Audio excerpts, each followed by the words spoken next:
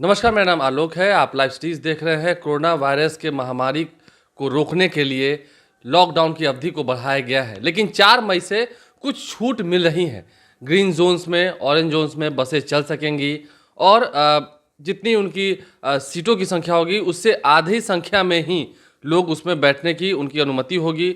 Bus driver को, conductor को और उनके मालिक को ध्यान रखना है। सरकारी बस के भी ड्राइवर को उस पर ख्याल रखना है। और भी बहुत सारी बातें हैं जिसको लेकर हम चर्चा कर रहे हैं। इस वक्त सीनियर जर्नलिस्ट ज्ञानेश्वर हमारे साथ हैं। लॉकडाउन की अवधि को बढ़ा दिया गया, 17 मई तक कर दिया गया।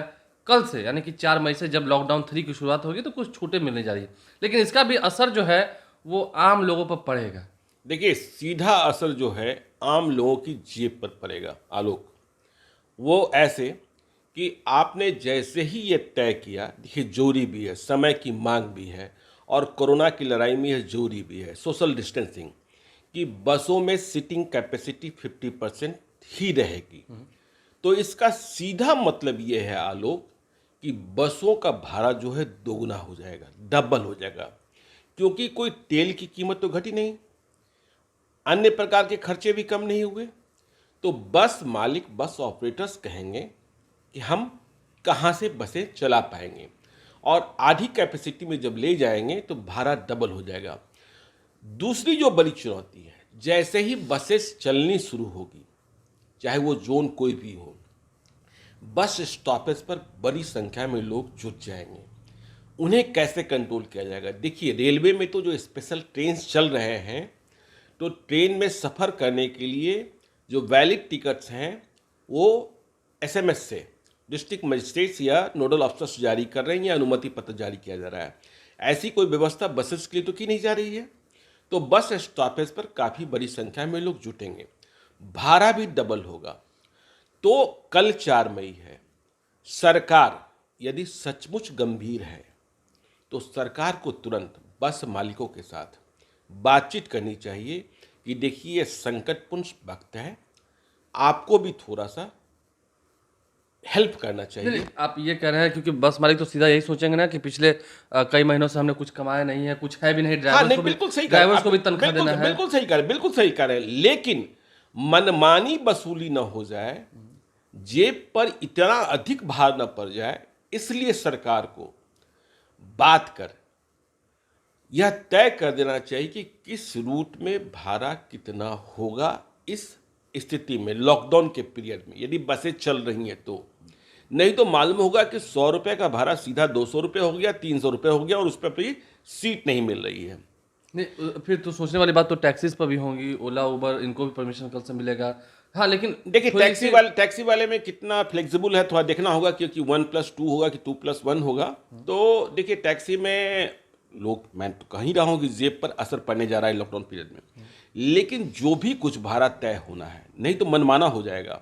सरकार, चूंकि पैसेंजर्स अधिक होंगे, बसेस कम होगी, तो मालूम होगा कि सीटें बिकने लगेगी ब्लैक से। जैसे सिनेमा में टिकट ब्लैक बिकता था ना, वैसे बसों की सीट जो है ब्लैक में बिकने लगेगी। सरकारी जो बसें हैं वो तो व्यस्त रहेंगी रेलवे स्टेशन से लोगों को अपने जिले तक पहुंचाने में। देखिए, वैसे भी लोग हैं, यदि हमने अपने व्यूअर्स के मैसेजेस को देखे तो एक जिले के लोग दूसरे जिले में फंसे हैं। लगातार लोग हमसे पूछ रहे थे कि पटना से झाझा जाना है कैसे जाएंगे, जमुई से पटना आना है कैसे जाएंगे, पटना से दरभंगा जाना है कैसे जाएंगे।